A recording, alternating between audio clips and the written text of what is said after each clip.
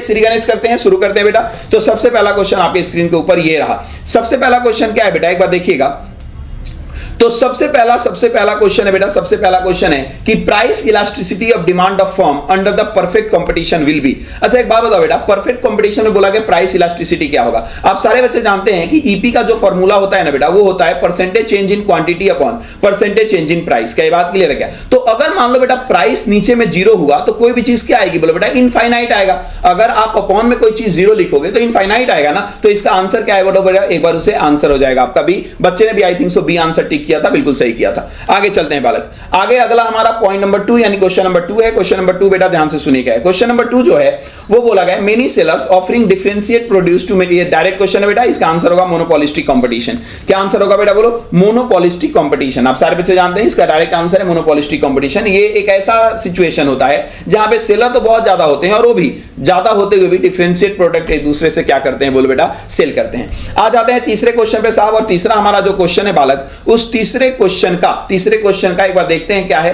Identify the correct relationship between, क्या बोलो बेटा, एमआर एआर एंड क्या बोलो बेटा E, that is a price elasticity of क्या बोलो बेटा डिमांड। अब इस क्वेश्चन को ना अगर आप ध्यान से देखो तो अगर आपको फॉर्मूला याद है, अगर आपको फॉर्मूला, क्योंकि बेटा आपको लग रहा होगा ये इनडायरेक्ट क्वेश्चन है, इनडायरेक्ट क्वेश्चन नहीं बेटा, ये डायरेक्ट क्वेश्चन है जो फॉर्मूले से दिया गया है। तो अगर आप ध्यान से देखेंगे तो इसका आंसर जो है ना बेटा वो आंसर है डी। फॉर्मूला अगर जिन बच्चों ने याद रखा होगा तो यहाँ पे M R is equal to आपको बताया होगा कि एवरेज रिवेन्यू को आप इंटू कर दो ई माइनस 1 और अपॉन में क्या कर दो बेटा, बोलो अपॉन में क्या कर दो बेटा ई। तो ये डायरेक्ट फॉर्मूला का क्वेश्चन है, इसमें ऐसा कोई दिक्कत नहीं है। आ जाते हैं बेटा नेक्स्ट 4 पे। 4 क्या होता है बेटा, ध्यान से सुनिए। जो आपका 4 है बेटा वो 4 कह रहा है कि total revenue will be maximum. बोला गया है कि टोटल रिवेन्यू जो आपकी होगी वो मैक्सिमम होगी। बोलो बेटा total revenue will be maximum where elasticity is equal to, obvious सी बात है बेटा, जब आपका इलास्टिसिटी, ध्यान से सुनना, अगर आपका इलास्टिसिटी बेटा 1 के बराबर हो, इस सिचुएशन में आपका रिवेन्यू जो होता है बेटा वो टॉप पे होता है। क्या होता है बोलो बेटा, टॉप पे। तो इसका आंसर जो होगा, बिल्कुल बच्चा सही मान रहा है अभी तक, तो बिल्कुल इसका आंसर है बेटा वो है ए। डन करे क्या? आगे देखिएगा, आगे अगला जो हमारा कॉन्सेप्ट है बेटा पांचवा का देखते हैं क्या है। तो पांचवा बोला गया है कि when both demand and supply increase. ध्यान से सुनना बेटा, ये थोड़ा सा आपको ना परेशान करने वाली बात है, इसीलिए आप ध्यान से सुनिएगा। देखिए बोला गया when both demand and supply increase equilibrium quantity. बोला गया कि देखिए जब डिमांड और सप्लाई आपका इंक्रीज होगा तो इक्विलिब्रियम क्वांटिटी आपकी डैश हो जाएगी, but the change in equilibrium price क्या होगा, चेंज इन इक्विलिब्रियम। तो एक बात बता सिंपली कि अगर मान लो कि इंक्रीज हो रही है तो बेटा इक्विलिब्रियम प्राइस तो अनसर्टेन होगा। अरे क्यों अनसर्टेन होगा, उसके पीछे रीजन है बेटा कि डिमांड और सप्लाई इंक्रीज हुआ, ठीक है, लेकिन कौन सा हुआ जोर से। अब देखो ना, जो ज्यादा होगा उस तरीके से आंसर आता है। तो इस सिचुएशन में आपका डिमांड और सप्लाई इंक्रीज हो रहा है, ठीक है, लेकिन सप्लाई ज्यादा तेजी से बढ़ा, डिमांड ज्यादा तेजी से बढ़ा, ये तो पता ही नहीं है। तो अगर ये नहीं पता तो क्या हम इक्विलिब्रियम क्वांटिटी निकाल पाएंगे क्या? Answer is no. तो जिसके कारण एक बात तो क्लियर हो गया कि इसमें कुछ ना कुछ जो आंसर आएगा ना ये अनसर्टेन का बेटा जरूर आएगा। तो अब या तो इसका आंसर हो सकता है बेटा ए, और नहीं तो इसका आंसर हो सकता है क्या बोलो बेटा सी। तो आप कायदे से देखेंगे ना तो इसका आंसर क्या होगा सी। रीजन बीइंग कि अनसर्टेन तो तय है, लेकिन आप यहां पे देख रहे हैं कि डिमांड और सप्लाई बेटा दोनों बढ़ रहा है। तो इस सिचुएशन में इक्विलिब्रियम प्राइस चेंजेस भी तो बेटा इंक्रीज ही होंगे ना, बोलो हाँ है ना। तो आप मतलब मैं उल्टा बोल दिया, कोई दिक्कत नहीं बेटा। इक्विलिब्रियम क्वांटिटी यहां पे क्या होगा बोलो बेटा इंक्रीज, लेकिन चेंज इन इक्विलिब्रियम क्या होगा बेटा, बोलो एक बार उसे अनसर्टेन। क्यों, रीजन क्या है, क्योंकि ये कौन सा प्राइस कितना तेजी से बढ़ा ये बात क्लियर नहीं है। तो इसलिए इसका आंसर होगा बेटा क्या बोले एग्जैक्टली आपका सी। मैं आपको लेके बढ़ता हूं आगे, क्वेश्चन नंबर 6 की तरफ बढ़ते हैं। क्वेश्चन नंबर 6 बेटा, क्वेश्चन नंबर 6 क्या है, बोला गया क्वेश्चन नंबर 6 में कि देखिए आप आइडेंटिफाई करिए, आवाज सुनो बेटा। क्वेश्चन नंबर 6 कह रहा है कि आप आइडेंटिफाई करिए correct below mention condition for equilibrium of the firm under the क्या बोलो बेटा परफेक्ट कंपटीशन। देखो आपका बोला गया है कि बताइए कौन सा इक्विलिब्रियम का सिचुएशन होगा परफेक्ट कंपटीशन में। नालायक जब आपका मार्जिनल रेवेन्यू मार्जिनल कॉस्ट के बराबर हो जाए, और इस सिचुएशन में ध्यान रखना, एक तो आपका सिचुएशन होता है कि मार्जिनल कॉस्ट किसके बराबर हो जाए बोलो बेटा मार्जिनल रेवेन्यू का, और दूसरा ये होता है कि जो एमसी है ना बेटा उसका पॉजिटिव, ऑब्वियस सी बात है मार्जिनल कॉस्ट का बेटा पॉजिटिव अगर स्लोप है तो वो भी इक्विलिब्रियम का कंडीशन होता है। तो एक तो इसका आंसर ये हो गया, और एक आपका आंसर बेटा चौथा हो गया। तो अगर आप कायदे से देखेंगे तो इसका आंसर जो है बेटा वो आंसर है डी, दैट इज 1 एंड क्या बोलो बेटा 4, 1 and 4, ये कायदे से इसका आंसर है। आगे चलते हैं, डायरेक्ट क्वेश्चन है बेटा, क्वेश्चन नंबर 7। क्वेश्चन नंबर 7 का बोला गया कौन सा कॉस्ट इसमें से है जो एक बार अगर इनकर्ड हो जाए तो रिकवर नहीं होता? नालायक, संक कॉस्ट। बच्चा बिल्कुल सही मारा है। आगे आगे क्वेश्चन नंबर 8 पे आते हैं बेटा। क्वेश्चन नंबर 8 क्या है, ध्यान से सुनिए। बोला गया market for soap and detergent are appropriate example of, yes, very very simple, monopolistic competition. Reason की बेटा सेलर भी ज्यादा है और वो सब एक दूसरे से डिफरेंशिएट प्रोडक्ट बेचते भी हैं, तो ये भी आंसर सही है। आगे सुनो बेटा, आगे सुनिएगा। हाँ जी, अब बोला गया है कि downward sloping and highly inelastic demand का विज द फीचर्स। अब रुको रुको रुको रुको, वेरी इंपॉर्टेंट। बोला गया है कि कौन से ऐसा डिमांड कर्व है जो बेटा हाईली इनइलास्टिक होता है और डाउनवर्ड स्लोपिंग होता है, खास करके कौन से मार्केट में होता है? तो बेटा अगर आप थोड़ा सा इकोनॉमिक्स के बारे में, और ये 11th का कॉन्सेप्ट है बेटा, ये कोई यहां का कॉन्सेप्ट नहीं है। आप अगर ध्यान से देखो तो monopoly and monopolistic, monopoly and monopolistic दो ऐसी मार्केट होती है ना बेटा, जिसमें आपका जो कर्व होता है डिमांड कर्व, उसका डाउनवर्ड स्लोपिंग और हाईली इनइलास्टिक होता है।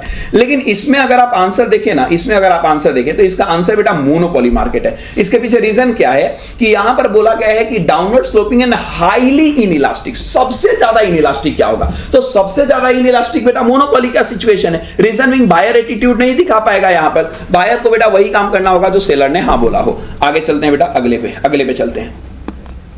ये लीजिए साहब, अगला जो हमारा है बेटा वो है आपका डी। वो आपका क्या है बोलो बेटा? डी। अब डी का क्या कहानी है बेटा, ये सुनिए। बोला गया है कि market characterised by the single buyer of products और सर्विस। अब देख बेटा, बहुत सारे बच्चों ने ना ये single buyer of product and service को देखकर और आंसर ढूंढने की कोशिश की होगी मोनोपोली। क्या बोल बेटा? मोनोपोली। लेकिन एग्जामिनर बेटा यहाँ पे मोनोपोली दे ही नहीं रखा। And is mostly applicable to factor market in which single firm is the only buyer of factor. ना ये मोनोस्पोनी, मैं फिर से बोलता हूं बेटा, इसका मोनोप्सनी ये मार्केट है। मोनोप्सनी मार्केट एक ऐसा मार्केट होता है बेटा जहां पर सिंगल फर्म केवल और केवल बेटा बायर होती है। इस बात को याद रखिएगा, सिंगल। क्या ये बात क्लियर है? तो इसका आंसर बेटा डी होगा। बच्चे ने बी मार दिया है, अनफॉर्चुनेट बेटा, ये थोड़ा सा गलत हो गया। आगे चलते हैं बेटा, अगले पे चलते हैं, क्वेश्चन नंबर 11 पे चलते हैं ना। क्वेश्चन नंबर 11 क्या है बेटा, इसको भी समझिएगा। देखो बोला गया assume that when price is, क्या बोले बेटा? 20। प्लीज ध्यान से सुनिएगा। क्वेश्चन नंबर 11 जो है बेटा, उसका जो प्राइस है, क्वेश्चन नंबर 11 का जो प्राइस है वो है बेटा, जस्ट वेट। हाँ जी, बोला गया एज्यूम दैट प्राइस इज, क्या बोले बेटा? 20, क्वांटिटी डिमांड इज, क्या बोले बेटा? 9 यूनिट। तो अगर आप ध्यान से देखोगे तो बेटा इसका P1 जो है और इसका जो Q1 है, P1 जो इसका है बेटा वो 20 है और Q1 जो इसका है बेटा वो कितना है बोलो एक बार, उसे 9 है। आगे चलो, बोला गया and when price is 19, demand is, क्या बोलो बेटा? 10। तो इस सिचुएशन में अगर इसका P2 देखा जाए तो P2 कितना है बोलो बेटा? P2 कितना है? 19।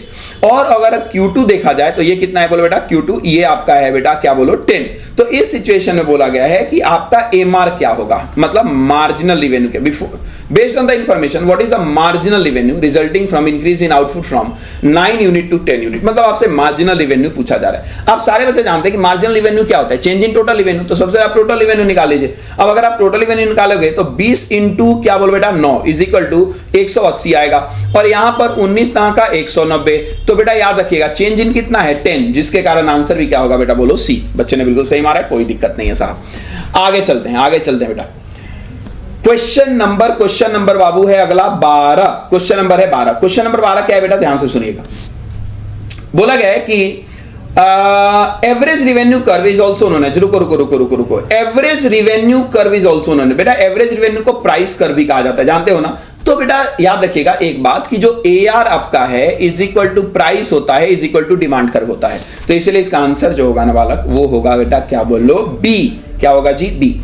फिर उसके बाद मूविंग फर्दर उसके बाद चलते हैं 13 पे। 13 क्या है 13 का बेटा आंसर? ध्यान से सुनिएगा। 13 बोला गया है कि with a decrease in demand, ध्यान रखिएगा, डिमांड क्या हो रहा है बेटा? डिक्रीज। तो इस सिचुएशन में देयर इज डैश, सुनो क्या डैश जी, क्या डैश?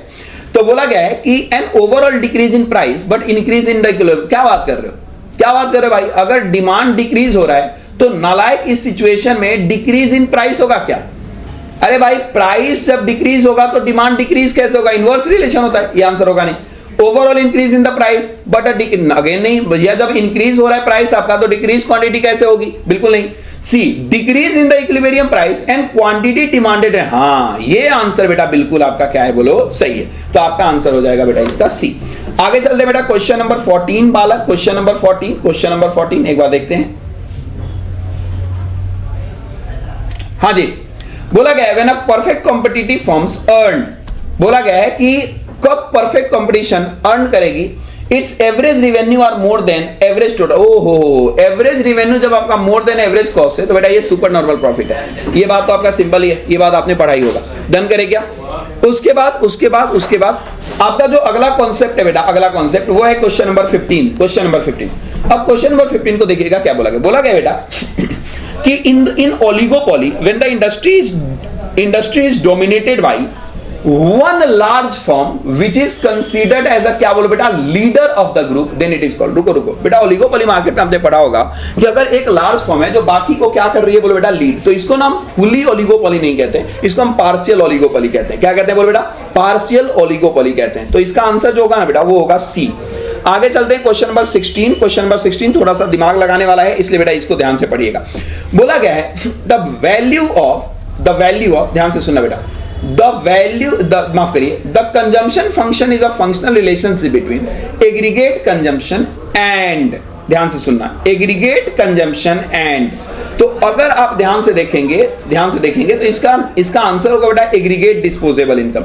रीजन क्या है कि इसका फॉर्मूला होता है बेटा कि C is equal to A plus BY, हाँ है ना। तो यहां पर बेटा जो ये Y इंडिकेट करता है ना, ये Y किसको इंडिकेट करता है? एग्रीगेट डिस्पोजेबल इनकम को।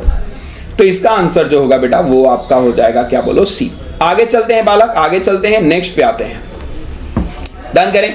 और अगला जो हमारा बात है वो क्या है बेटा, ध्यान से सुनिए। क्वेश्चन नंबर आपका आते हैं बेटा 17। क्वेश्चन नंबर बेटा आते हैं 17। क्वेश्चन नंबर 17 कहता है कि the value of all final goods and service produce in a country with in given period is called, रुको, प्रोड्यूस्ड इन द कंट्री कह रहा है, इन द कंट्री। तो भैया इन द कंट्री जब आंसर आएगा तो बेटा ऑब्वियस सी बात है, बाउंड्री की बात करें GDP होगा। बहुत अच्छे, आगे चलते हैं बेटा, आगे चलते हैं। अगला हमारा क्या है, ये लो बेटा अगला। बोला गया है कि अगर GDPMP इज मोर देन, ओहो, आपका जो GDPMP है बेटा ये ज्यादा है GNPMP से। ओ माय गॉड, अगर GDPMP ज्यादा है इसका मतलब NFIA जरूर नेगेटिव रहा होगा बेटा। ऑब्वियस सी बात है ना कि अगर मान लो GDPMP आपका ज्यादा है GNP से तो इसका मतलब NFIA नेगेटिव रहा है। NFIA पॉजिटिव होता तो GNP ज्यादा होता ना साहब। तो इस सिचुएशन में आपका आंसर है कि क्या बोलो बेटा, NFIA इज नेगेटिव। बहुत अच्छे बेटा, मजा आ गया। 19 का क्या आंसर है बेटा, एक बार ये देखते हैं साहब। तो 19 का आंसर है कि if supply increase in a greater proportion than demand curve. ध्यान रखना बेटा, अगर मान लो कि आपका जो सप्लाई कर्व है, means if supply increase in a greater proportion, अगर सप्लाई आपका बहुत तेजी से बेटा बढ़ रहा है, देन उस सिचुएशन में डिमांड क्या होगा, नालायक डिमांड क्या होगा। ऑब्वियस सी बात है कि जो आपका डिमांड होगा वो न्यू इक्विलिब्रियम प्राइस कम हो जाएगी ओरिजिनल इक्विलिब्रियम प्राइस से। क्योंकि बेटा आपके आंसर अगर आप देखोगे ना तो यहां पर बार बार कंपेयर किया गया है इंक्रीज इन सप्लाई को इक्विलिब्रियम प्राइस से। समझिए, इंक्रीज इन सप्लाई को बेटा बार बार इक्विलिब्रियम प्राइस से यहां पे कंक्लूड करने की कोशिश की गई है। तो इस सिचुएशन में अगर सप्लाई तेजी से बढ़ेगा तो जो न्यू इक्विलिब्रियम प्राइस होगी वो कम हो जाएगी ना ओरिजिनल इक्विलिब्रियम प्राइस से, क्योंकि ओरिजिनल इक्विलिब्रियम प्राइस उससे ऊपर में सेट हुआ होगा। तो इसका आंसर जो होगा बेटा वो हो जाएगा क्या बोलो एक बार उसे, D। आगे चलते हैं बेटा क्वेश्चन नंबर 20। ध्यान रखिएगा, आगे सुनो। क्वेश्चन नंबर 20 क्या है बेटा, क्वेश्चन नंबर 20 कह रहा है कि which of the following is not a true for personal income. Personal income के लिए क्या ट्रू नहीं है, पर्सनल इनकम के लिए क्या ट्रू नहीं। तो यहां पर बोला गया है कि it is income receive by house hold sector, ना बिल्कुल नहीं भैया। विच माफ करिए, ये बिल्कुल सही है। हमें ढूंढना है नॉट ट्रू ढूंढना है। तो बेटा ये बिल्कुल सही है। It include not profit institution serving house hold, बिल्कुल सही है बेटा। इट एक्सक्लूड रिटेन अर्निंग, बिल्कुल सही है भाई। तो it is measure of actual current income receipt of person only from productive activity. अब देख बेटा इस आंसर कायदे से इन लोगों ने ये टिक मारा है। मेरा मानना है ये भी सही नहीं है, ये भी सही नहीं है। इसके पीछे रीजन ये है कि ट्रांसफर इनकम भी तो बेटा पार्ट बनता है ना पर्सनल इनकम का। तो मेरे हिसाब से आंसर सी भी नहीं है, ये क्वेश्चन ही गलत है। लेकिन चलो भैया मान लिया, तो इसका आंसर कंपैरेटिवली नियरेस्ट में आपको टिक मारना है और नियरेस्ट जो होगा बेटा उसका आंसर होगा सी। आगे चलते हैं बालक, आगे हमारा है 21। क्या है बोलो बेटा 21, क्या है 21, ध्यान से सुनिएगा बेटा। 21 कह रहा है कि calculate average propensity to save जब C is equal to 300 and Y is equal to कितना बोलो बेटा 1200। अब इस सिचुएशन में अगर आपको पता है बेटा तो आपको ये पता होना चाहिए कि APS plus APC is equal to क्या होता है बेटा 1 होता है। तो इस सिचुएशन में अगर आप 300 को बेटा अगर आप 300 को डिवाइड करोगे किससे बोलो बेटा 1200 से, अगर आप 300 को डिवाइड करोगे 1200 से तो आंसर आएगा 0.25। नाउ अब आपको पता है ना बेटा कि 1 माइनस 0.25 करना पड़ेगा, तो इसका आंसर क्या होगा 0.75, क्योंकि एपीएस और एपीसी दोनों मिलाकर 1 होता है ना, तो 1 में से एक दूसरे को माइनस करो तो दूसरा आंसर आ जाएगा। इसके बाद आते हैं बेटा अपने को आगे लेके चलना है, that is a question number 22। Question number बेटा 22। अब क्वेश्चन नंबर 22 क्या है बेटा समझिएगा। Marginal propensity to consume is, बोला गया है कि मार्जिनल प्रोपेंसिटी टू कंज्यूम जो होगा वो होगा zero when the income is, क्या बोलो बेटा जीरो। अरे हाँ भाई बिल्कुल सही बात है, ये भी सही है बेटा, कोई दिक्कत नहीं है इसमें साहब। ये देखो मार्जिनल तुम कंजम्पशन कहां करोगे zero when the income is, क्या बोलो बेटा। अब इनकम आपकी जीरो होगी तो फिर कंजम्पशन क्या होगा। हालांकि बेटा देखो यहां पर बाकी सारे कॉन्सेप्ट बहुत सारे बच्चों को ये लगेगा कि सर इनकम हो या ना हो लेकिन मैं कंजम्पशन तो करूंगा ना, लेकिन याद रखिएगा यहां पर बेटा आप ना बाकी सारे को टिक मार ही नहीं सकते। जैसे इस बच्चे ने टिक मारा है 22 का, इस बच्चे ने जो 22 का टिक मारा है बेटा, अच्छा वेट नहीं ये भी सही है, बिल्कुल सही है, ओके क्योंकि कंजम्पशन तो कुछ ना कुछ होगा ही ना। हाँ बेटा always less than unity but greater than zero, yes. तो बेटा आपका नियरेस्ट आंसर इसका बी है, तो 22 का आंसर हो जाएगा बी। अगर 22 का आंसर बेटा बी नहीं होता ना फिर इसका आंसर ए हो जाता, क्योंकि मैं भी मानता हूं कि आपका भले ही कितना भी इनकम जीरो क्यों ना हो, कंजम्पशन तो कुछ ना कुछ करोगे ही। लेकिन अगर क्वेश्चन में ऐसा नहीं आया तो आपको लड़ना नहीं बेटा, इसका आंसर ये हो जाता। बट क्योंकि बेटा बी वाला भी बिल्कुल सही है कि अगर मार्जिनल प्रोपेंसिटी टू कंज्यूम आपका जो है वो हमेशा जीरो से ज्यादा होता है बेटा, लेकिन लेस देन यूनिटी होता है। डन करेगा। आगे चलते हैं बेटा 23 पे चलते हैं। किस पे चलते हैं बालक 23 पे।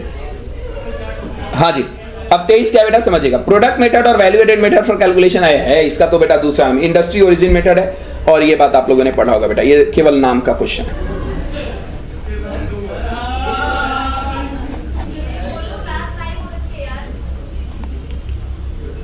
ये लो बेटा, ये लीजिए क्वेश्चन नंबर 24 है बेटा। क्वेश्चन नंबर 24 क्या है, इन अ 3 सेक्टर मॉडल। रुको बेटा बस एक बार सी दे रखा है, और यहां पर बेटा ये क्वेश्चन तो मैंने क्लास में कराया था। आई दे रखा है, टी दे रखा है, तो where C is consumption, I is investment, Y is disposable income, G is a government expenditure and T is tax. Obvious बात है, तो बोला गया इक्विलिब्रियम लेवल, नालायक सीधा फार्मूला पे टच करे से C प्लस आई प्लस जी, सारे बच्चों को बताया। तो यहां पर y इज इक्वल टू क्या हो जाएगा 8 प्लस 0.6 इंटू बेटा y माइनस क्या हो जाएगा बोलो 10 प्लस क्या हो जाएगा बोलो बेटा 60 प्लस अगेन दे रखा है बेटा क्या बोलो एक बार उसे टैक्स 10 रुपया। तो आप इसको सॉल्व करना, अगर मैं गलत ना हूं तो मान लो कि y is equal to 78 this one 78.64 okay yes. तो बेटा इसका आंसर 180 आ रहा है, तो बेटा आप देखिए 180 इसका आंसर भी दे रखा है। डन करेगा। तो यहां पे उसके बाद आगे चलते हैं बेटा 25 पे। किस पे चलते हैं बेटा 25 क्या है बेटा ध्यान से सुनिएगा। 25 कह रहा है कि in an economy investment expenditure is increase by 300 crore and marginal propensity to consume is 0.6, calculate a total increase in income. नालायक बातों को घुमा रहा है, आप समझने की कोशिश करो। अगर आपको फॉर्मूला याद है ना बेटा, तो आप याद करो फॉर्मूला क्या था। परसेंटेज चेंज इन माफ करिए change in y upon change in i is equal to बेटा आपका 1/1 माइनस b। ये आपने फॉर्मूला देखा होगा। सो अगर मैं बात करूं बेटा कि चेंज इन y क्या है, तो कुछ नहीं है, लेकिन चेंज इन i बेटा दे रखा है क्या। हाँ चेंज इन i दे रखा है। कितना दे रखा है बेटा बोलो। अरे चेंज इन y में चेंज इन i दे रखा है क्या, यस 300 दे रखा है। तो अगर आप इसको इज इक्वल टू करोगे तो 1 अपॉन क्या बोलो बेटा 1 माइनस 0.6, ये आपका बेटा पूरा का पूरा सेटिंग बैठेगा। तो आप अगर इसको सॉल्व करोगे, इस सिचुएशन में बेटा सॉल्व करोगे तो 0.6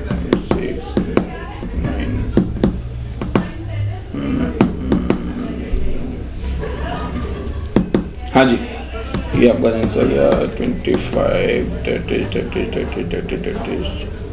तो इसका आंसर है बेटा आप देखो, इसका आंसर आ रहा है D.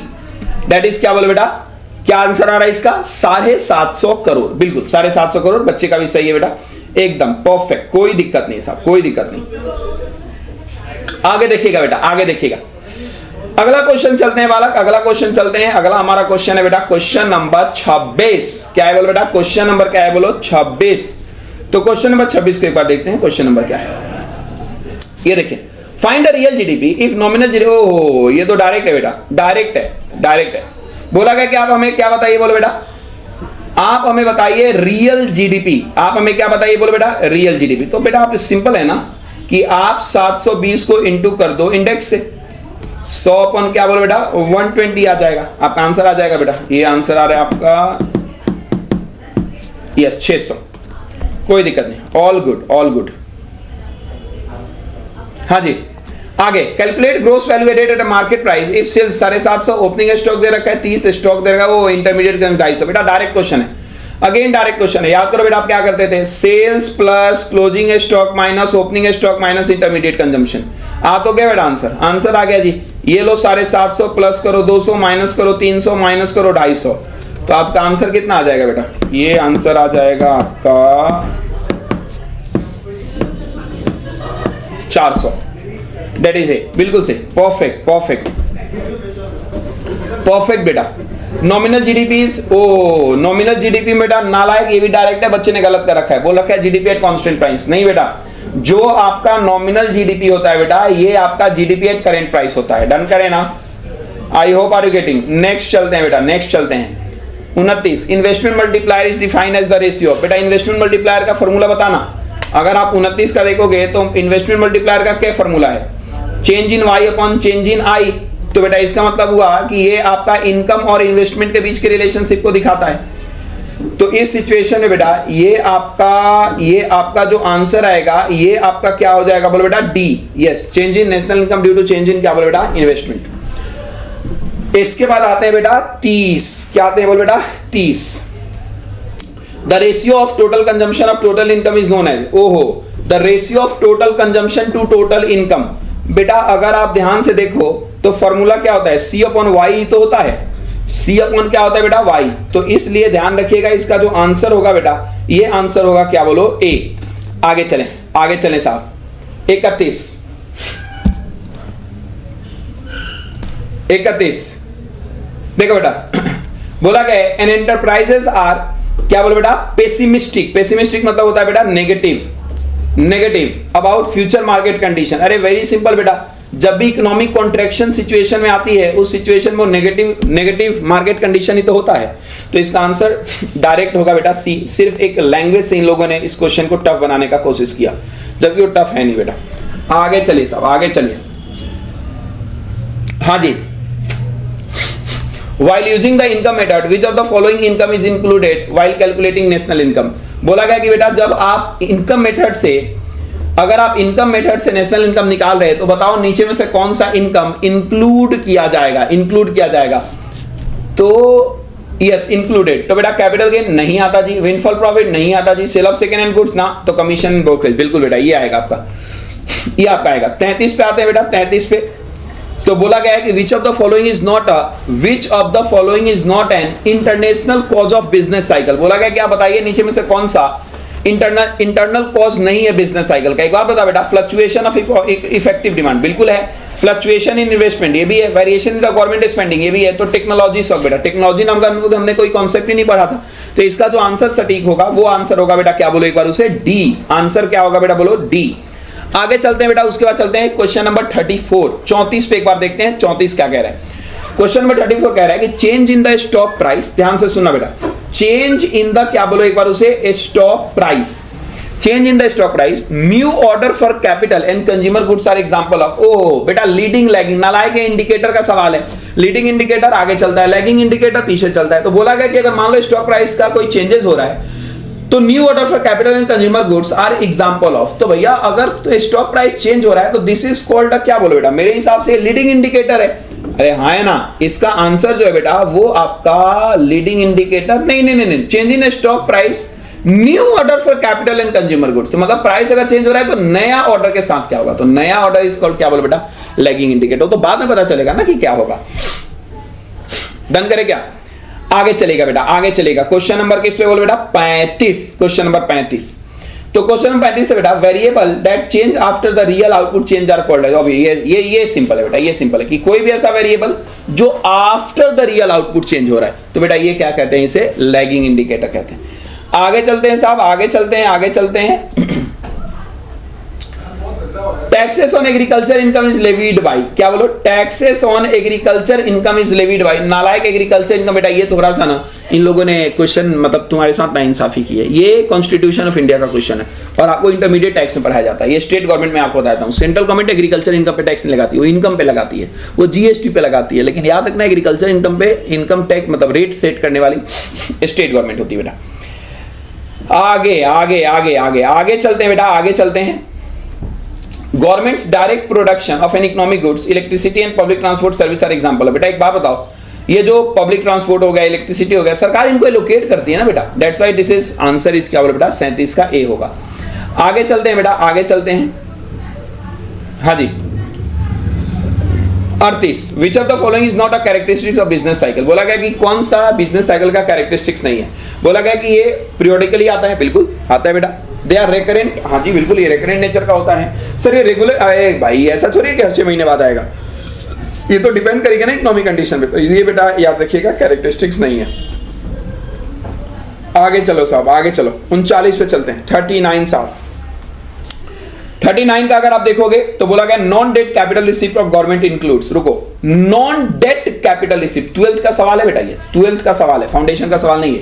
Non debt capital receipt मतलब सरकार बेटा कौन कौन से, आप देखो ना, मार्केट लोन मान लो बेटा डिफरेंट पर्पस के लिए दिया गया था और वो आ गया है बेटा, स्टेट प्रोविडेंट फंड है, security issue against small saving है, recovery of loan and advance, हाँ ये नॉन डेट कैपिटल रिसिप्ट ध्यान रखिएगा।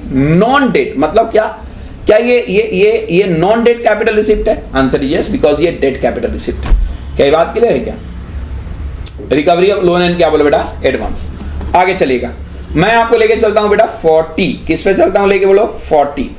तो 40 का बेटा जो आंसर इसका आया है वो है when the outcome of policy are not visible for some time. रुको रुको रुको रुको रुको, बोला गया when the outcome of policy, जो पॉलिसी का बेटा आउटकम होता है वो विजिबल ही नहीं है फॉर सम टाइम, तो इसे क्या बोलेंगे, recognition lag, decision lag, implementation impact lag. तो इसको इम्पैक्ट लैग कहा जाता है। क्या कहा जाता है? इम्पैक्ट। आगे बेटा 41, क्वेश्चन नंबर बेटा 41 क्या है ये भी समझिए।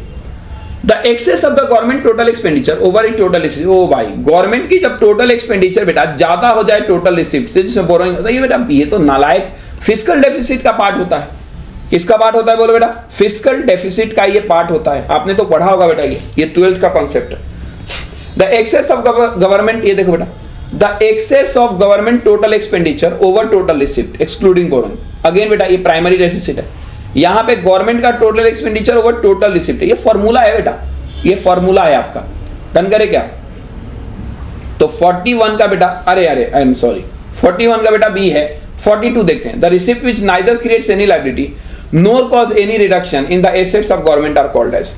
तो बेटा इसे हम रिवेन्यू रिसिप्ट कहेंगे। ऑब्वियस सी बात है कि कोई भी एसेट्स और लायबिलिटी में अगर ऑल्टरेशन नहीं हो रही तो ये रिवेन्यू नेचर का पार्ट है। Which of the following is applied on inter state movement. ये ले बेटा, अगर स्टेट हो तो एसजीएसटी, अगर बेटा 2 स्टेट का मूवमेंट हो तो सीजीएसटी, लेकिन याद माफ करिए अगर पूरे कंट्री का मूवमेंट हो सीजीएसटी, और अगर बेटा इंटर स्टेट कोई सप्लाई हो रहा है तो इस पर लगता है IGST, integrated goods and service tax. आगे progressive direct tax system. Progressive मतलब क्या? इनकम के बढ़ने से बढ़ रहा है और नहीं तो बेटा घट रहा है। तो अगर आप 44 का देखेंगे आंसर बेटा, अगर आप 44 का देखेंगे तो आंसर हो जाएगा आपका those who have greater ability to pay contribute more and tax burden is distributed fairly among the population. हाँ अब इसी बात, तो ये यूनिफॉर्म टैक्स वगैरह नहीं होता। 45 is which constitution body maintain fiscal federalism? Yes, finance commission इसके लिए है बेटा। डन करेगा। बहुत सारे बच्चे आरबीआई से यहाँ पे मतलब आरबीआई का टिक मारे होंगे, लेकिन दिस इज नॉट आरबीआई। आगे बोला गया था currency issued by central bank is known as. नालायक नालायक नालायक नालायक। सर आंसर देखिएगा, एक बार आंसर देखिएगा, आंसर देखिएगा इसका। हाँ जी, मैं आपको 47 क्वेश्चन नंबर बेटा 47, अच्छा रुक जाओ, पहले तो 46 है ना बेटा। Which of the following is not a characteristics of money. Sir acceptable होता है, एफर्टलेस रिकॉग्नाइज, हाँ होता है, इजिली ट्रांसपोर्टेबल होता है, इजिली, हाँ बेटा ये आंसर डी बिल्कुल सही है। ये रिप्रोड्यूस नहीं होता तो आरबी बनाती है। क्वेश्चन नंबर 47 देखिएगा, क्वेश्चन नंबर 47 बोला गया कौन सी ऐसी करेंसी है जिसको बैक्ड किया गया? नालायक, backed is a fiat currency. अगर आप कमोडिटी करेंसी देखोगे रियल, जैसे सोना का सिक्का, पुराना सिक्का जो हुआ करता था सब रियल मनी है, जो वैल्यू दिखती थी वो उसमें थी भी, लेकिन फिएट मनी की वैल्यू ही केवल इसलिए क्योंकि सरकार ने उसको सपोर्ट किया है। 48 बेटा, Considering that with the money multiplier of 1.5, there has been an increment of the क्या बोल रहा है, there has been an increment of rupees 600 crore of money supply. Find out the monetary base. नालायक अगर monetary base का तुम formula देखो तो क्या होता है, MS अपॉन क्या बोल बेटा MB. अगर आप MM इज इक्वल टू देखेंगे तो MS इज इक्वल टू क्या होगा MB. सो अगर MB इज इक्वल टू मैं बोलूं तो बेटा MS अपॉन MM हो जाएगा, हाँ है ना.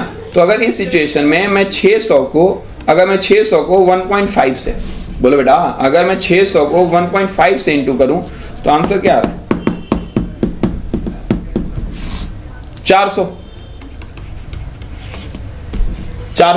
तो इसका आंसर बेटा आपका हो जाएगा सी. आगे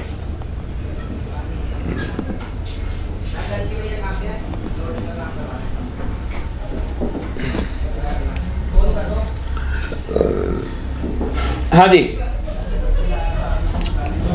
क्वेश्चन नंबर बेटा 49 पे आते हैं. क्वेश्चन नंबर 49,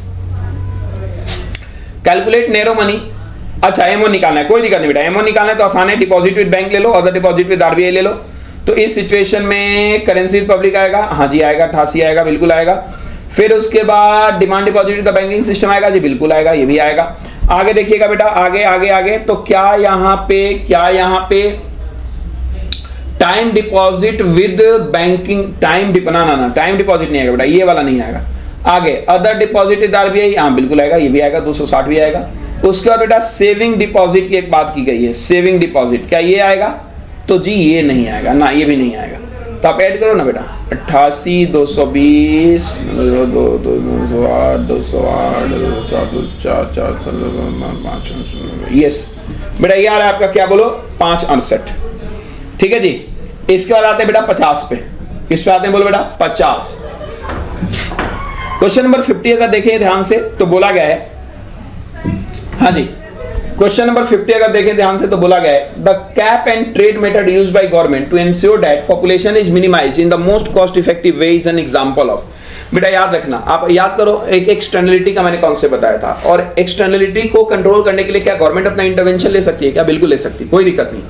तो कैप एंड ट्रेड मेथड जो होता है वो गवर्नमेंट यूज करती है इंश्योर करने के लिए कि जो पॉल्यूशन है बेटा, आई एम सो सॉरी पॉपुलेशन मैंने बोल दिया था, वो पॉल्यूशन को क्या किया जाए मिनिमाइज. और वो भी मिनिमाइज कैसे किया जाए? Most cost effective methods. Obvious सी बात है, एक्सटर्नलिटी का कंट्रोल करने का गवर्नमेंट का एक तरीका होता है. रन करेगा तो ये बिल्कुल एक्सटर्नलिटी कंट्रोल बेटा. अच्छा यहाँ पे मेरिट गुड्स नहीं आएगा क्योंकि गुड्स की कोई बात नहीं करी, नहीं तो मेरिट गुड्स भी बहुत सारे बच्चों ने टिक किया होगा.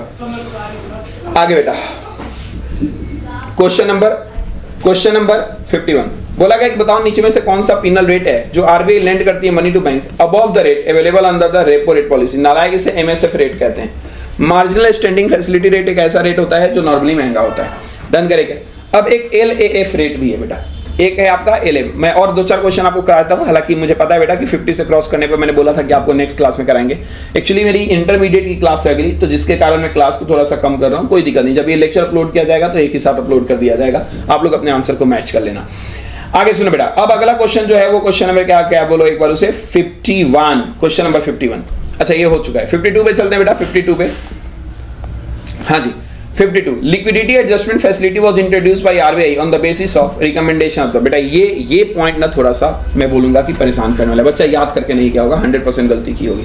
ये नरसिम्हन कमेटी ने बेटा ये आंसर दिया था और मींस कॉन्सेप्ट लॉन्च किया था. और मैं आपको बता भी देता हूँ, ये समथिंग 1998 के आसपास में ये बेटा कमेटी रिपोर्ट बन के आई थी.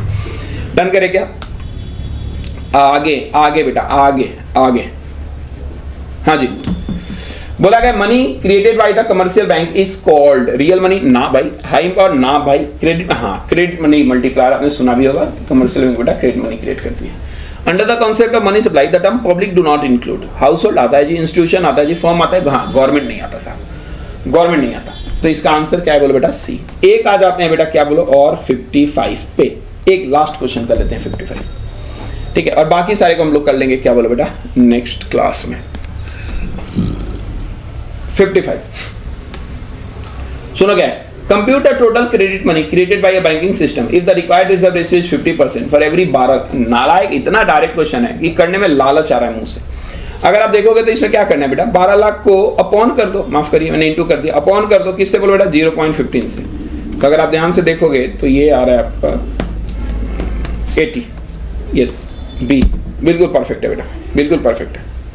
लो एक और कर देते हैं 56. बस ये लास्ट होगा बेटा. मिलते हैं उसको नेक्स्ट क्लास में अगले के साथ। तो एक क्वेश्चन नंबर 56 है बेटा, क्वेश्चन नंबर 56 का है, ये भी समझिएगा। Calculate currency with the public from the following data.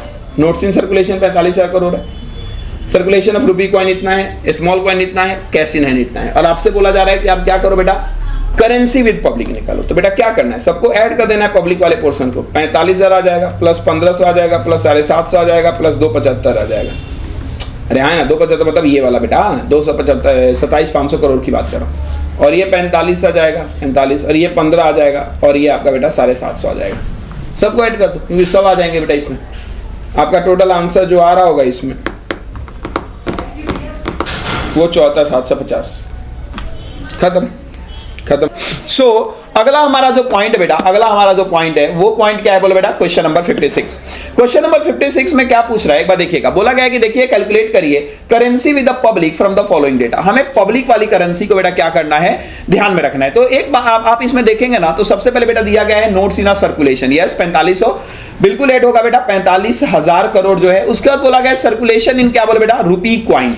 ये भी क्या किया जाएगा, पब्लिक फंड में बेटा आता है, इसलिए इसको भी ऐड करना है। फिर है circulation of A small coin.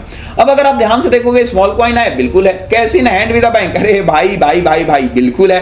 तो एक काम करो ना, आप सबको ऐड कर दो, ये समवॉट बेटा आंसर 74,750 करोड़ के आसपास आएगा। ये आंसर बिल्कुल सही है। फिर उसके बाद चलते हैं बेटा क्वेश्चन नंबर 57 पे मेरे बालक। क्वेश्चन नंबर 57 कह रहा है which tariff is calculated on the basis of a specific content of the imported goods. which tariff is calculated on the basis of a specific content of imported। ये compound tariff है बेटा। Compound tariff में याद रखिएगा दोनों लगता है, done करेगा तो स्पेसिफिक कंटेंट पे कंपाउंड टैरिफ लगेगा। अगर आप देखोगे तो नेक्स्ट पे चलते हैं बेटा 58 पर। 58 नहीं बेटा, नहीं गलत हो गया बेटा। इस पे टेक्निकल टैरिफ ही लगेगा। बच्चे का आंसर बिल्कुल सही है क्योंकि ये हमें स्पेसिफिक कंटेंट बोल रहा है ना, तो स्पेसिफिक कंटेंट ऑफ इंपोर्टेड में टेक्निकल लगेगा। यहां पर बेटा आपका कंपाउंड टैरिफ आ जाएगा। अगर आप 58 का आंसर देखेंगे तो यहां पर कंपाउंड टैरिफ आएगा। Which tariff is expressed either on the basis of the value of the imported goods और on the basis of unit of the measure of the imported goods. अगर आप इसको देखेंगे तो कंपाउंड टैरिफ आएगा इसका answer, because यहां पे दोनों लगता है। क्या ये बात क्लियर है क्या?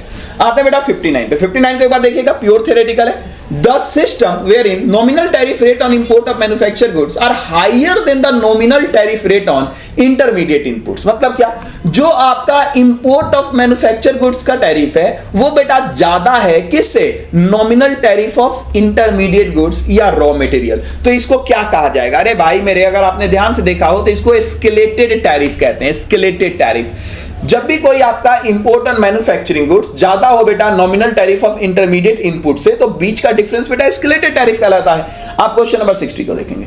बोला गया क्वेश्चन नंबर 60 बेटा कि which of the following is a major. क्या बोलो बेटा, which of the following is a क्या बोलो बेटा, मेजर। क्या है का मेजर भाई, to protect a human, animal और प्लांट लाइफ फ्रॉम रिस्क। बस खत्म बेटा। आपने ये डायरेक्ट थियरी पढ़ा होगा, सैनिटरी एंड क्या बोलो बेटा, साइटोसैनिटरी मेजर्स। जहां भी बेटा याद रखिए पेस्ट, टॉक्सिन्स, इन सब चीजों को बेटा रिमूव करके और ह्यूमन एनिमल्स प्रोटेक्शन की बात चले उसे सैनिटरी एंड साइकोटेनिक्स कहते हैं। डन करें क्या? आगे जस्ट वेट बेटा।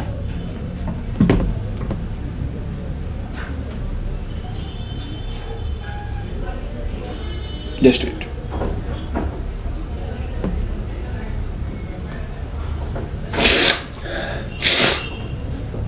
हाँ जी, फिर उसके बाद चलते हैं बेटा और आगे और आगे और आगे। आगे क्या है बेटा, क्वेश्चन नंबर 61 पे आते हैं बेटा। क्वेश्चन नंबर 61 पे, क्वेश्चन नंबर 61 क्या है बेटा, ये देखिएगा। बोला क्या, with regard to international trade the European Union can be categorized as very. अब ये देख बेटा, ये सब पॉइंट ऐसा है ना कि अगर आपने इंटरनेशनल ट्रेड पढ़ा होगा तो आपको आसानी से ये कॉन्सेप्ट समझ आ जाएगा, नहीं तो बेटा फिर दिक्कत होगी। याद रखिएगा यूरोपियन यूनियन जो होता है ना बेटा, ये बायलैटरल एग्रीमेंट में कंसीडर किया जाता है। तो आंसर अगर आप देखेंगे, जस्ट वेट, इसका बेटा यस बायलैटरल एग्रीमेंट में कंसीडर किया जाता है। तो अगर आप इसका आंसर देखेंगे ना बेटा, तो बायलैटरल एग्रीमेंट इसका आंसर होगा।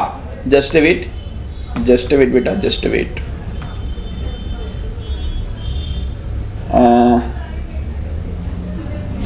नहीं बेटा, यूरोपियन यूनियन ट्रेडिंग ब्लॉक में कंसीडर किया जाता है। यस, बच्चे का आंसर बिल्कुल सही है, ट्रेडिंग ब्लॉक। ये लोग आपस में एक कैटेगरी बना के रखते हैं बेटा, ये लोग आपस में कैटेगरी बना के रखते हैं कि ये लोग आपस में क्या करते रहेंगे, बोलो बेटा ट्रेड करते रहेंगे। मैंने बायलैटरल एग्रीमेंट इस सेंस से बोला कि दोनों कंट्री आपस में एक बायलैटरल एग्रीमेंट बना देती है कि हम दोनों एक दूसरे को क्या करेंगे, बोलो बेटा हेल्प करेंगे। बट क्योंकि यहाँ पे ट्रेडिंग ब्लॉक ऑप्शन दिया गया, that's why trading blocks is the most suitable answer, क्योंकि लोग आपस में बहुत सारे एग्जाम्पशन को लेकर एग्रीमेंट करते हैं कि तू मेरे को सपोर्ट कर, मैं तुझे सपोर्ट करूंगा, डन करे क्या। अगर यहाँ पर ट्रेडिंग ब्लॉक ऑप्शन नहीं होता ना बेटा, देन यहाँ पर ऑप्शन हम क्या टिक मार देते, बोले एक बार उसे बायलैटरल एग्रीमेंट का। आगे देखेंगे बेटा सेक्शन नंबर 62, तो सेक्शन 62 है factor endowment theory of trade is also known age factor endowment theory. बेटा अगर आप ध्यान से देखोगे तो यहां पर बोला जाता है कि जो नेशन जो अच्छा करता है वही करे, तो इसका आंसर जो होगा ना बेटा सेक्शन 62 का, वो क्या होगा, बोले एक बार उसे हेक्सेर-ओलिन थ्योरी। यही तो कहता था कि जो बंदा जिसमें अच्छा है वही काम वो करे।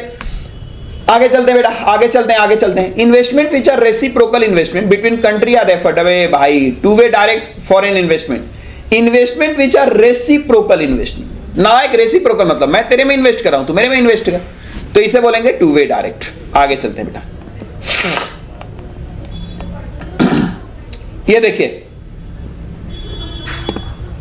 हाँ जी, तो 63 का हो गया बेटा। अब आते हैं 64 का। ये लो 64 क्या है बेटा, इसमें बोला गया है कि a total ban impose by the government. मेरा सवाल तो यहीं पे खत्म हो जाता है। टोटल बैन अगर आपको याद हो, इंबार्गो को कहा जाता है बेटा। जब भी गवर्नमेंट को इंपोर्ट और एक्सपोर्ट पे बैन लगाती है ना पर्टिकुलर कमोडिटी, तो उसे इंबार्गो कहते हैं। अच्छा, सेक्शन 65 क्या है बेटा, माफ करिए सेक्शन कह रहा हूं बेटा, क्वेश्चन नंबर 65 क्या है, तो क्वेश्चन नंबर 65 को अगर आप ध्यान से देखें तो बोला गया द थ्योरी मतलब dash theory of comparative advantage in international trade was proponed by या प्रोपाउंडेड बाय या प्रेजेंटेड बाय। तो बेटा इसका आंसर होगा आपका बी। डेविड रिचार्डो ने बेसिकली प्रोपाउंड किया था comparative advantage of international trade का थ्योरी। जब आप इंटरनेशनल ट्रेड पर हो गए ना, उसमें कंपैरेटिव एडवांटेज में थ्योरी का सबसे पहला डेफिनेशन बेटा डेविड रिचार्डो का ही है। अब ये सब ना बेटा बच्चा बेसिकली थ्योरी से अगर थ्योरी रीड करके गया होगा उसका आंसर निकलेगा, नहीं तो बेटा फिर उसका मुश्किल होगा। बहुत सारे बच्चे क्या कॉन्सेप्ट पढ़ के चले जाते हैं। आपको ये भी याद रखना होगा किस ऑथर ने किस स्टेटमेंट से शुरुआत किया था।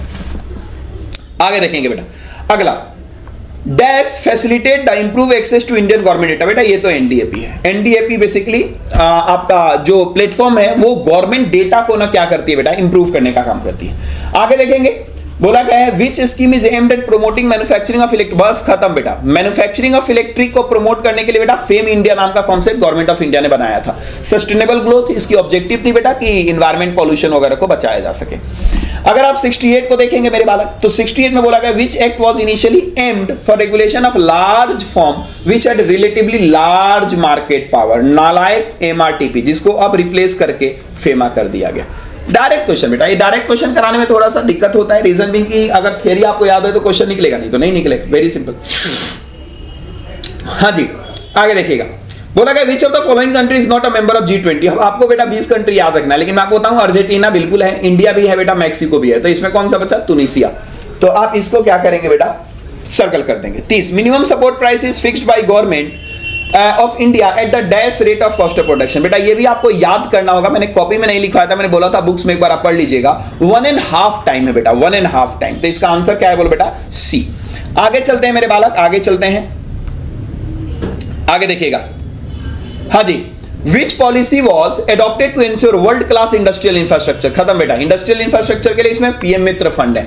डन करे क्या, गति शक्ति प्लान बेटा बेसिकली उसके रोडवेज को इंप्रूव करने के लिए, नेशनल लॉजिस्टिक बेटा ट्रांसपोर्टेशन सर्विस के लिए था, प्रोडक्शन लिंक्स इंसेंटिव बेटा पीएलआई स्कीम गवर्नमेंट की स्कीम नहीं है, प्राइवेट स्कीम होता है, ये एक तरीके की सिक्योरिटी होती है।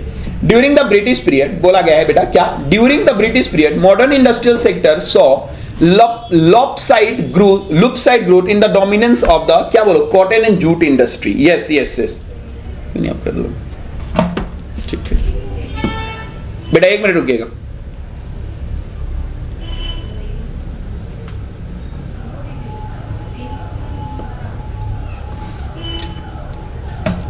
हाँ जी, तो बोला गया during the British period modern industrial sector saw lopsided growth. Lopsided मतलब होता है एक तरफा growth in the dominance of कौन सा बेटा, इसका कॉटन एंड जूट। आप एक बात याद रखिएगा, इकोनॉमिक्स बेटा जब भी ऐसी कुछ इंडस्ट्रीज की बात है ना, जूट वाला इंडस्ट्री बेटा हमेशा ही क्या रहता है, आंसर लेकर जाता है। चाहे आपका मॉडर्न हो, चाहे वहां पे लेस इन्वेस्टमेंट हो, हाँ ह्यूज मैन पावर हो, इन सब चीजों में बेटा आपका सेम आंसर बनता है।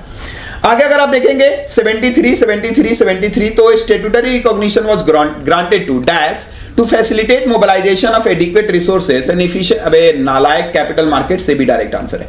Which of the following sector FDI is not permissible. अब बेटा याद रखना, ये वैसे तो फेमा का क्वेश्चन है, सीए इंटर में पढ़ाया जाएगा, हालांकि अब यहां भी थोड़ी बहुत अलाउ कर दी गई। एटॉमिक एनर्जी आंसर बेटा, इसमें एफडीआई परमिसिबल नहीं है। पहले डिफेंस भी था, लेकिन डिफेंस में अलाउ कर दिया गया। 75 बेटा, 75 क्या है बेटा? Production of milk is included in which sector? Primary sector बेटा, very important. From which year onwards India followed the managed floating exchange rate system? ओ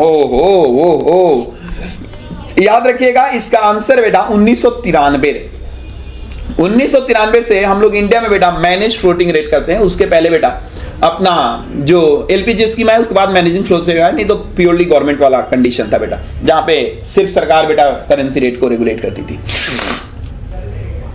अगर आप देखेंगे आगे तो buyer ultimately determine which goods and service will be नालायक, buyer अगर determine कर रहा है कि क्या प्रोड्यूस करना है, तो कंज्यूमर सॉवरेनिटी है। आगे चलते हैं। Which of the following is not one of the 4 basic economic problem? रुको, what to produce, whom to produce, what provision to be made, where to produce. कहीं प्रोड्यूस करो भाई, क्या फर्क पड़ता है, बस मार्केट की नीड सेटिस्फाई होनी चाहिए। 79 पे आते हैं, 79 पे आते हैं। Finance minister was discussing balance of trade and balance of payment, this area comes under the, ये ऑब्वियस सी बात है बेटा, balance of payment, balance of BOT, BOP ये मैक्रो इकोनॉमिक्स का पार्ट है बेटा, इसमें कोई दिक्कत नहीं। आगे, which of the following is an example of normative sign? देख बेटा, नॉर्मेटिव साइंस होता है शुड बी, और पॉजिटिव साइंस होता है क्या है। तो एक बार स्टेटमेंट को देख लो बेटा, स्टेटमेंट क्या कहता है मेरे बालक? बोल रहा है the demand for a goods will increase, ना ना ये तो होगा, द गवर्नमेंट, बस खत्म, आंसर इज बी, शुड आ गया, नॉर्मेटिव। आगे देखो बालक, आगे देखो 81 पे आते हैं। 81 पे तो 81 में बेटा कि when some people start investing money in a share market, then the many people start following the same without considering the, रुक जाओ, बैंडवैगन इफेक्ट। क्या बोलो बेटा? बैंडवैगन, दूसरे को देख के। इकोनॉमिक्स में माइक्रो में इसको डेमोन्स्ट्रेशन इफेक्ट कहा जाता है दूसरे को, और इसको बेटा इन्वेस्टमेंट पैटर्न में बैंडवैगन इफेक्ट कहा जाता है। 82 देखेंगे, 82 क्या है बेटा, एक बार देखिएगा। 82 है बेटा कि which of the following does not describe the nature of business economics? Nature of business economics normative है, आर्ट है, it incorporate the elements of macro economics and it's abstract the purely theoretical. नहीं बेटा, ये वाला answer is B, ये does not describe, ये describe नहीं करता। आगे देखेंगे 83 देखेंगे बेटा, 83 आगे देखो बेटा, the slope of the demand curve. जब देख बेटा, ये थोड़ा सा, या तो आपने अगर डायरेक्टली रट लिया होगा, अगर आपने डायरेक्टली रट लिया होगा तो आप बोल सकते हो बेटा कि इसका आंसर डी होगा, अगर आपने रटा होगा तो। और अगर आप पढ़ना चाहते हो तो बेटा इसका मैं लॉजिक भी आपको बता सकता हूं। आपने मैथ्स में पढ़ा होगा कि स्लोप के लिए m इज इक्वल टू क्या होता है, y2 minus 1 upon x2 minus x1। सो इस सिचुएशन में अगर देखा जाए तो delta p upon delta q हो जाएगा, और क्योंकि नेगेटिव इसलिए बेटा आंसर आपका डी हो जाएगा। हाँ जी, यस। तो बेटा इस तरीके से आपका ये आंसर होगा। हालांकि मैंने ये पॉइंट अगर आपको याद हो तो बताया भी होगा कि बेटा ये डेल्टा माइनस में delta P upon delta Q is answer. आगे चलेगा 84, shopkeeper sells to commodity A and B which are close substitute of the each other. Close substitute of the each other, क्या बात क्लियर है बेटा? Close substitute किसका है? Each other का। It is observed that when the price of commodity A rise by 20%, demand of B increase by 30%. What is the cross price? Direct बेटा upon कर दो, 30 को 20 से कर दो, 1.5 आएगा, प्लस में है, इसलिए बेटा आंसर इसका हो जाएगा आपका सी। ध्यान करें क्या? I hope are you getting what I am saying? Yes. आगे चलते हैं बेटा, आगे चलते हैं, क्वेश्चन नंबर चलते हैं बेटा, किस पे बोले एक बार उसे, 86 पे। 86 क्या है बेटा? ध्यान से सुनिएगा। 86 कह रहा है, अच्छा पहले 85 देखते हैं। Excess of the price which a consumer will be willing to pay rather than go without a things over that which is actually does pay, अब obvious बात, consumer equilibrium। याद रखिएगा इसका आंसर बेटा आएगा, वो आएगा आपका, क्या बोलो बेटा? Consumer equilibrium. Consumer equilibrium done करें। Wait, not consumer equilibrium, I am so sorry. Excess of the price which a consumer will be willing to pay, ये तो कंज्यूमर सरप्लस है ना बेटा, जो एक्सेस पे कर, एक्सेस जो एट अ पार पे कर रहा है वो इक्विलिब्रियम है, एक्सेस पे कर रहा है इसलिए। आगे देखेंगे ये लो इंडिफरेंस कर्व है, रूल आपने सुना होगा बेटा कि highest indifference curve highest level of satisfaction. Answer is a. नालायक, ये क्वेश्चन बच्चे ने गलत कर रखा है। ये सब एग्जाम पे सर बेटा, मैं इस बच्चे की गलती नहीं बोल रहा, 100% एग्जाम। आगे बोला है ceteris paribus, all other things remain equal, मतलब बेटा if everything is good then this answer will be denoted. तो इसका आंसर क्या होगा बोलो बेटा, वो होगा ए, वो आंसर होगा बेटा, वो होगा आपका ए।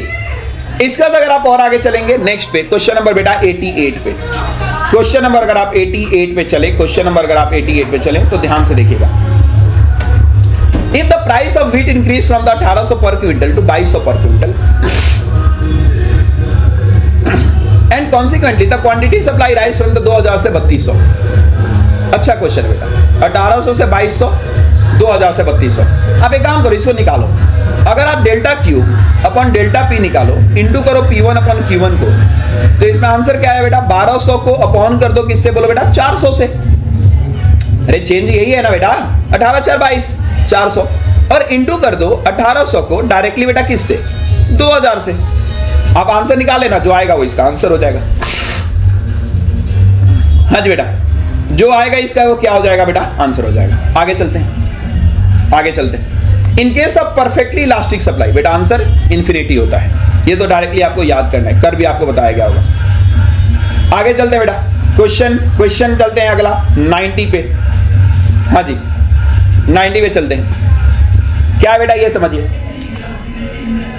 The supply function is given as Q is equal to 120 plus 6P, find the elasticity of supply when the price is 10। बेटा ये क्वेश्चन अच्छा है, एक फॉर्मूला यहां पे लगाओ तुम, जैसे Q is equal to 120 plus 6 into 10, ये हो जाएगा बेटा 6:10, और अपॉन में आप 6:10, यस ठीक है, 1 Q इज इक्वल टू 120 आ जाएगा, हाँ जी, प्लस में 6 इंटू 10 आ जाएगा, बिल्कुल ठीक है।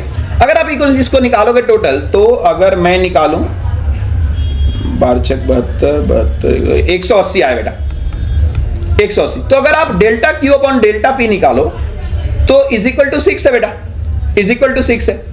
अब अगर आप देखेंगे यहां पे ES की वैल्यू अब निकालने की शुरुआत करो, तो यहां पे क्या आएगा, डेल्टा Q अपॉन क्या वैल्यू बेटा, delta P into P upon में 180। अच्छा P ऑलरेडी निकला हुआ है बेटा, P निकला हुआ है आपका, तो इसका आप इंटू करके वैल्यू निकालेंगे। हाँ जी, आपका वैल्यू निकला हुआ है ना बेटा, P इज इक्वल टू 10 आया हुआ है ऑलरेडी, तो ये देखिए elasticity is equal to 6 into 10 upon में 180 आ जाएगा।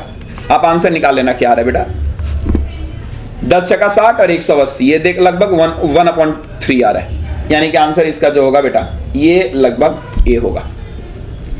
अच्छा क्वेश्चन बेटा, ये क्वेश्चन एक है जो थोड़ा सा दिमाग लगाने वाला है, 100%। This question is perfectly good. आगे, which of the following is not a characteristics of, आवाज दो बेटा, which of the following is not a characteristics of land. क्या बेटा, इसमें से कौन सा लैंड की कैरेक्टरिस्टिक्स नहीं है, नॉट अ कैरेक्टरिस्टिक्स। क्या हेट्रोजीनियस है, बिल्कुल बेटा हेट्रो, चला हुआ आ रहा है। फिक्स है, हाँ जी बिल्कुल, हम पाकिस्तान को भारत में नहीं मिला सकते। मल्टीपल यूज है, हाँ जी है। एक्टिव फैक्टर नहीं, एक्टिव नहीं बेटा, सेकेंडरी फैक्टर है, क्योंकि लैंड पे काम करना पड़ता है तब वो काम करके आपको दिखा है। अच्छा, cup Douglas model, cup Douglas में मैंने आपको बोला था कि आपको बेटा यहाँ पे ना थियरी को आप याद कर लेना। अगर आपको फॉर्मूला याद है तो डायरेक्टली बेटा formula this one, Q is equal to KL power A C 1 minus A। तो इसका बेटा डायरेक्टली फॉर्मूला जो होगा ना, वो formula stated as this one, ये होगा बेटा। तो ये फॉर्मूला याद करने का, डायरेक्टली फॉर्मूला से आपसे पूछ लिया गया था। आगे देखेंगे बेटा, आगे देखेंगे, which of the following refers to the want satisfying power of goods and services। ये ले बेटा, utility is a correct answer. साफ साफ बोल दिया गया कि कौन से नीचे में दिए गए सेटिस्फाई कर रहा है wants of goods and service. आगे चलिए, ये ले बेटा, अब इसको आप एक बार चेंज कर लो, इसको पहले फिल कर लो, total product, average product, marginal product. आपको पता है बेटा, आपको पता है कैसे निकाला जाता है बेटा, अरे कैसे निकाला जाता है, तो ये निकाला जाता है साहब चेंज इन DP MP वगैरह। आप इसे फिल करो पहले। मान लो बेटा यहाँ पे 10 है और यहाँ पर 10 है, तो बेटा पहले तो ये भी, पहले यहाँ 10 है, यहाँ 11 है, बेटा ये 10 आएगा तो ये भी 10 आएगा, ये भी 10 आएगा। ये तो सिंपल होता है बेटा, सिंपली, ये तो सिंपली बेटा बंद करो गेट। ये तो सिंपली बेटा 10-10 आता है। अब आपको क्या करते जाना है जी, तो चेंज निकालते जाना है। पहले टोटल निकालिए, तो अगर ये 10-10 है और यहां पर बेटा 11 है तो क्या ये 21 आ जाएगा, और अगर 21 आ जाएगा तो क्या यहां पे बेटा 10 आ जाएगा। अरे तभी तो 10 और 11 बेटा, अरे भूलो नालायक, 11 और 10 21, क्योंकि ये टीपी है ना, टीपी और एपी का फॉर्मूला निकालो। फिर उसके बाद आप अगर देखेंगे तो यहां पर बेटा कितना आ जाएगा, 33, वाई 33 आएगा, क्योंकि ये तो 11 है ही और ये 12 आ जाएगा। हाँ जी। फिर उसका ऐसे ही आप निकालेंगे तो बेटा यहां पे आ जाएगा 44, then this one is 11 and this one is 11 है ही। फिर उसके बाद 52 आएगा बेटा, यहां पर समथिंग आपका आ जाएगा बेटा 8, तो यहां पर आ जाएगा 10.4। हाँ जी 10.4 यहां पर आ जाएगा बेटा। उसके बाद 60, तो दिस वन इज क्या बोलो बेटा 10। यस ओके, हाँ जी बिल्कुल, अपॉन करते जाना है और इसको इनटू करते जाना है टीपी के लिए। डन करें क्या? फॉर्मूला बेटा आपने प्रोडक्शन में पढ़ा होगा। यस ठीक है बेटा, आप एमपी को ऐड करते जाओ, टीपी आ जाएगा। चेंज इन टीपी निकालते जाओ, एमपी आ जाएगा। एवरेज के लिए बेटा अपॉन करते जाना है। चलिए अब आप आंसर को रीड करो। What will be the average product when quantity of labour is 6? तो क्वांटिटी ऑफ लेबर इज 6, तो इस सिचुएशन में बेटा वो आपसे पूछ रहा है एवरेज प्रोडक्ट कितना है, 10 है जी। ये लो B.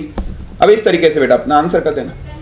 What will be the total product quantity of labour is 4? Quantity of labour 4 अगर है तो इस सिचुएशन में पूछ रहा है क्वांटिटी ऑफ लेबर 4 है, तो आपसे पूछ रहा है कि टोटल प्रोडक्ट क्या होगा। नालायक टोटल प्रोडक्ट क्या है, 44। आगे अगला question, what will the marginal product when quantity of labour is 5? 5 में मार्जिनल प्रोडक्ट 8, बिल्कुल सही। आ जाओ बेटा आगे चलते हैं, आगे चलते हैं बेटा। बोला गया है इन शॉर्ट रन की बात हो रही है, when average cost falls as a result of increase in output, marginal cost क्या होगा? तो मार्जिनल कॉस्ट बेटा लेस देन हो जाएगा ना। आप देखो ना, कर्व कुछ इस तरीके से नहीं बनेगा क्या, ये आपका जाएगा बेटा एवरेज कॉस्ट का और ये आपका जाएगा बेटा मार्जिनल कॉस्ट का। डन करेगा तो ये लेस देन होगा, लेस देन। 98 का अगर आप आंसर देखेंगे 98 का, तो 98 का आंसर क्या है बेटा? 98 का आंसर है कि initially a firm enjoy dash of a scale and beyond a certain limit in suffers from that of a scale. रुको, इंटरनल इकोनॉमी पढ़ा है क्या? फर्म एंजॉय करती है। अच्छा, इंटरनल डिस इकोनॉमी, फर्म ही बेटा सफर भी करती है। तो internal economy, internal diseconomy is answer. Now what is the 99? What is the बेटा 99? Second last. The long run average cost curve is also cut. Yes, ये direct answer बेटा, envelope curve. Long run में बेटा curve involve करके जाता है। और last आपका आ गया क्या बोलो बेटा? लास्ट आपका आ गया 100। लास्ट आपका आ गया क्या बोलो बेटा? 100। तो अगर 100 देखेंगे तो we describe, who describe production function. बेटा प्रोडक्शन फंक्शन जहां आ गया, Cobb Douglas is answer. Done करे क्या? क्योंकि इन लोगों ने तो बेटा प्रोडक्शन फंक्शंस की बात ही नहीं की थी ना, इन लोगों तो बात ही नहीं किया था। तो Cobb Douglas is answer. This is your January attempt of economics paper मिला जुला के मेरा रिव्यू सुन लीजिए। 2-4 क्वेश्चन ऐसे थे जो क्वेश्चंस बेटा ठीक थे, मैं बोलूंगा इवन 10 के आसपास का क्वेश्चन बेटा ठीक था, जो परेशानी कर सकता था आपको। नहीं तो rest of the question paper है it's simple, rest of the question paper is simple. So मैं उम्मीद करता हूं बेटा आपका पेपर अच्छा गया होगा और आप इंटरमीडिएट को एंजॉय करेंगे। फाउंडेशन जैसे तैसे था बेटा, निकाल लिया आपने, लेकिन इंटरमीडिएट में क्वालिटी एजुकेशन मैटर्स। मैं हमेशा से कहता हूं पेपर, क्योंकि ये तो एक आप लोगों का, मैं वीडियो को लंबा नहीं करना चाहता रीजनिंग की, एक बार आप पेपर को मैच करते हो कि सर क्या सही क्या गलत, हालांकि रिजल्ट भी कुछ दिन में आने वाला है आप लोग का। So thank you so much, God bless you बेटा।